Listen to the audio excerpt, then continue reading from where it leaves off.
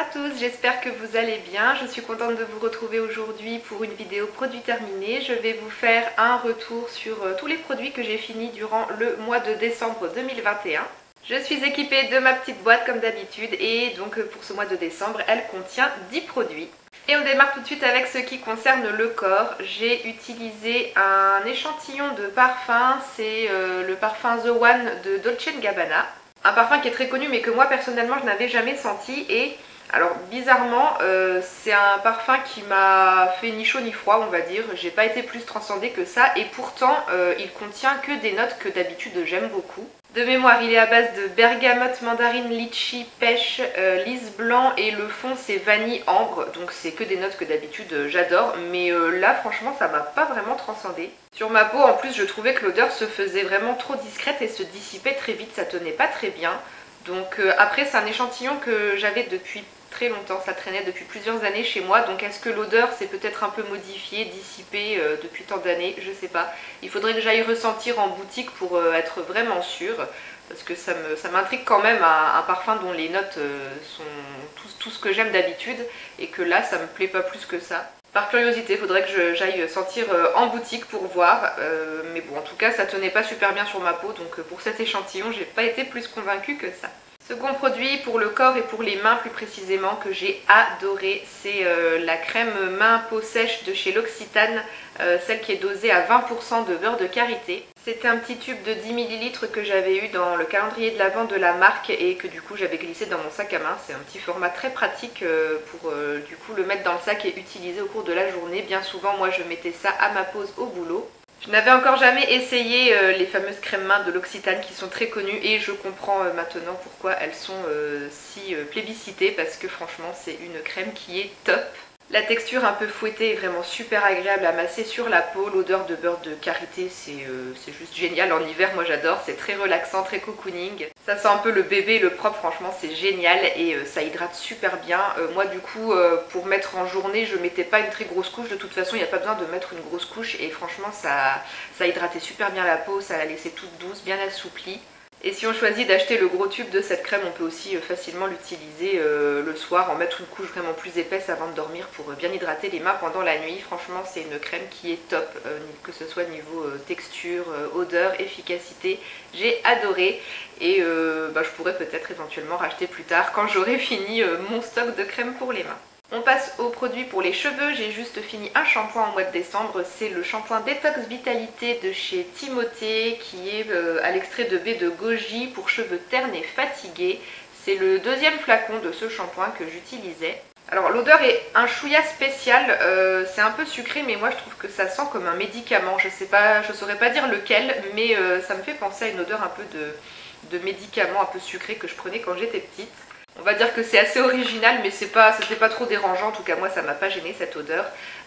C'est un shampoing que j'ai bien aimé comme à peu près tous les produits capillaires Timothée, c'est une marque de supermarché que j'aime bien pour les produits cheveux.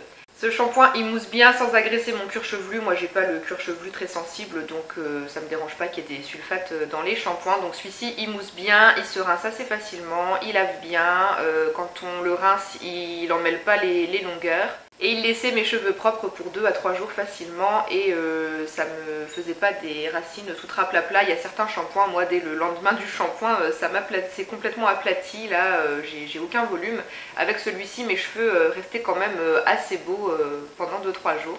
Et puis au niveau de la composition, moi il me convient plutôt bien, il n'y a pas trop de silicone, il y en a un petit peu mais pas en début de liste. Voilà, moi c'est des produits que j'aime bien acheter quand ils sont en promo, les shampoings Timothée.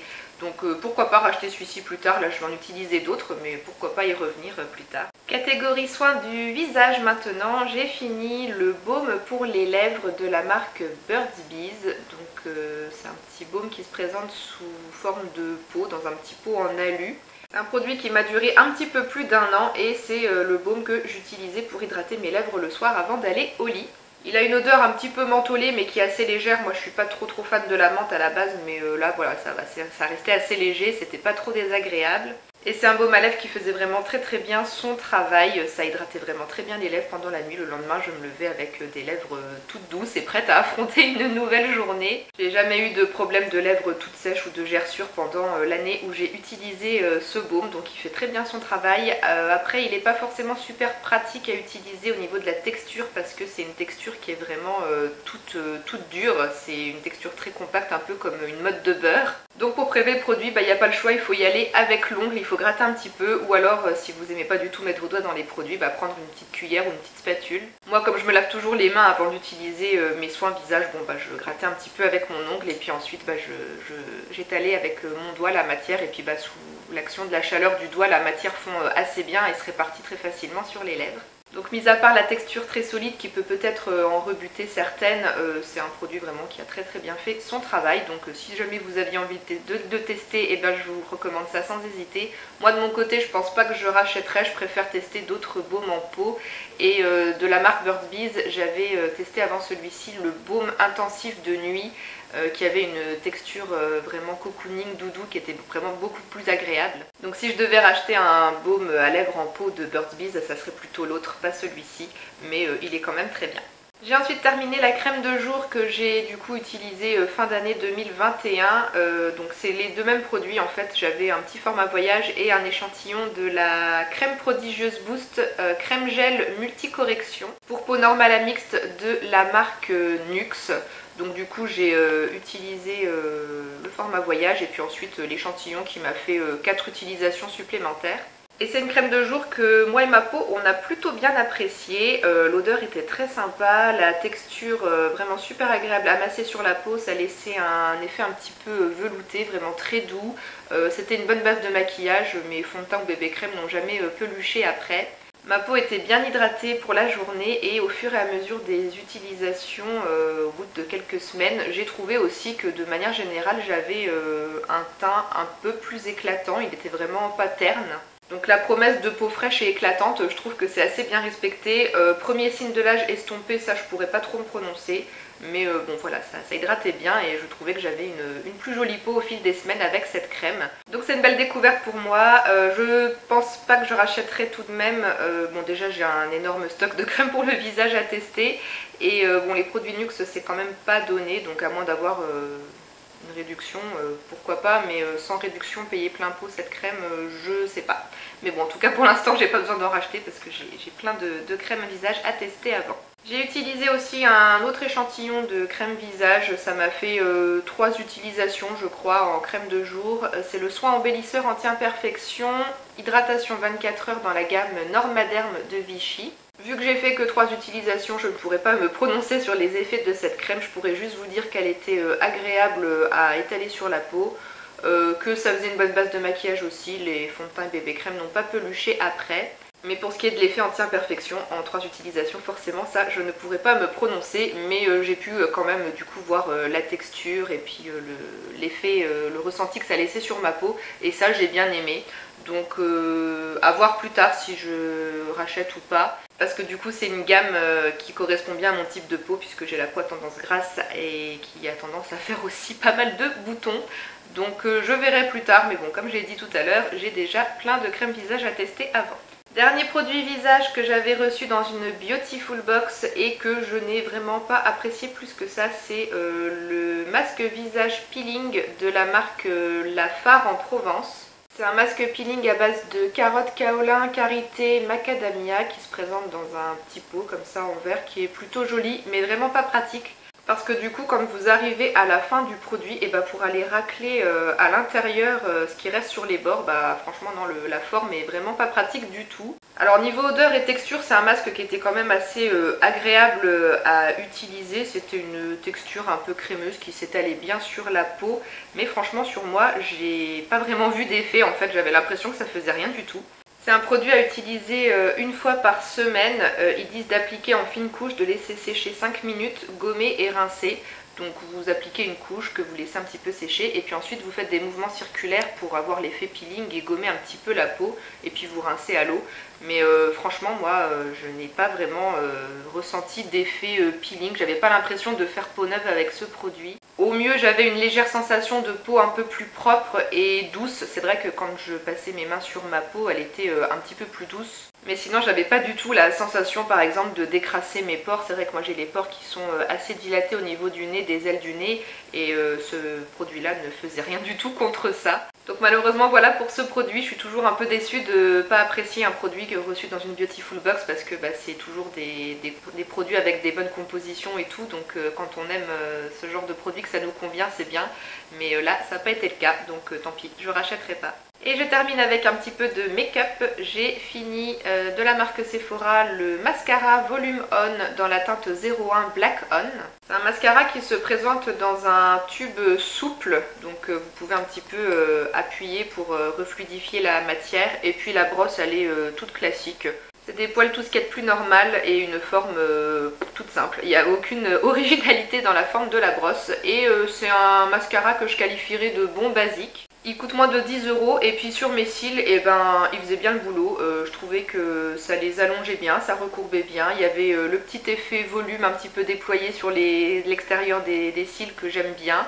Bon, c'était pas au niveau du cil sensationnel de Maybelline par exemple ou encore le Better Than Sex de Too Faced, ça c'est deux mascaras que j'adore vraiment. Donc bon, il n'arrive pas à leur niveau mais il se débrouille quand même plutôt bien pour le prix, franchement il est sympa. Côté tenue, j'ai pas eu de soucis non plus, il coule pas, il s'effrite pas au cours de la journée et il est pas trop difficile à démaquiller non plus avec un bon démaquillant biphasé. Donc voilà, petit basique pas trop cher qui mérite d'être testé. Mais pour ma part, ça m'étonnerait quand même que je le rachète parce que comme j'ai dit, il y en a d'autres que je préfère plus. Et puis de toute façon, les mascaras, j'adore tester, donc je vais en tester d'autres. Ça m'étonnerait que je le rachète, mais bon, si jamais j'ai l'occasion de le réutiliser, ça sera quand même avec plaisir. Ensuite, j'ai fini des papiers matifiants de chez Marionneau qui se présentaient dans un petit boîtier comme ça avec une houppette qui était censée être un petit peu adhésive en fait pour prélever une feuille et puis matifier sa peau si ombrée au cours de la journée, mais personnellement je me suis jamais servi de la houppette, moi je prenais juste les feuilles comme ça puis je tapotais sur mon visage. Et c'est des papiers matifiants que je n'ai absolument pas apprécié du tout. Déjà le format, les papiers étaient vraiment trop petits, c'était des petits carrés de la forme du boîtier là.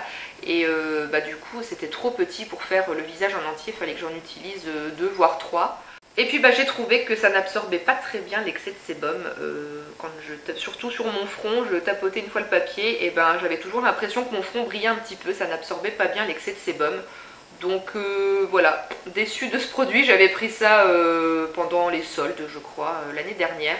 Et franchement non, ces papiers matifiants ils m'ont pas convaincu donc je rachèterai pas. Et le dernier produit que je jette, c'est un vernis à ongles de la marque Miss Europe. Donc je crois que c'est le genre de marque que vous trouvez genre chez Babou ou Jiffy. C'est un vernis qu'on m'avait offert à un Noël moi et ça c'était la teinte qui s'appelait Lilas Clair et c'était un joli vernis lilas. Bon là comme il fait pas beau du tout, je pense que vous voyez pas trop la couleur lilas, j'ai l'impression que ça ressort gris.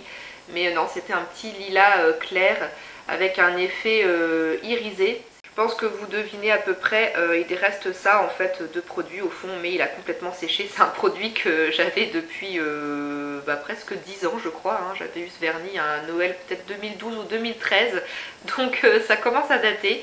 Je l'ai quasiment terminé quand même, hein. Il en reste vraiment juste un fond, mais c'est devenu tout sec. J'ai voulu m'en resservir au mois de décembre pour le mettre sur mes pieds. Mais du coup je l'ai alterné en fait avec une autre couleur de vernis parce que j'ai pas pu vernir tous mes ongles de pied avec vu que c'était tout sec.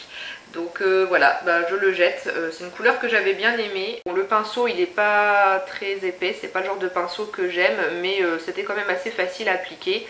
Et puis avec un top coat ça tenait facilement une petite semaine. Donc voilà, j'avais bien aimé ce petit vernis.